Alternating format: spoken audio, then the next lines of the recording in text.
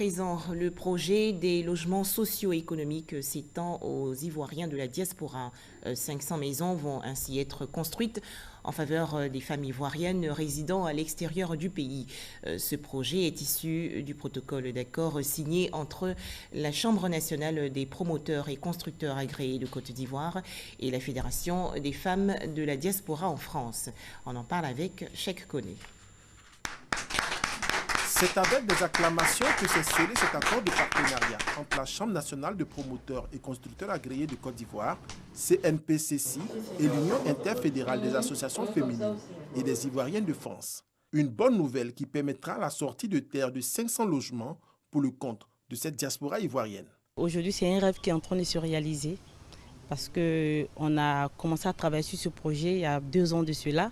Pour nous, ce n'était pas réalisable. Plusieurs femmes ont été grugées venant en Côte d'Ivoire par les parents, par les amis, par d'autres promoteurs.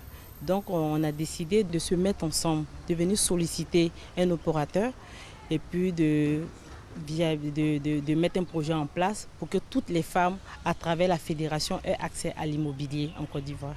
Plusieurs mécanismes ont été mis en place pour répondre aux exigences immobilières de l'association, selon la Chambre de constructeurs agréés. Par ailleurs, le président de la CNPCC a rappelé la disponibilité de sa structure à accompagner de tels projets. Notre objectif aujourd'hui, nous, c'est de permettre à tous ceux qui sont dans le besoin d'avoir un logement, un toit.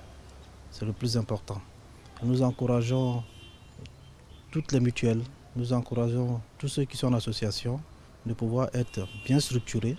On peut même les aider à le faire pour pouvoir mettre en place un mécanisme très adéquat pour l'acquisition d'un logement. Créée en 2015, la CNPCC veut contribuer à réduire le déficit de logements en Côte d'Ivoire, un déficit estimé à environ 600 000 logements.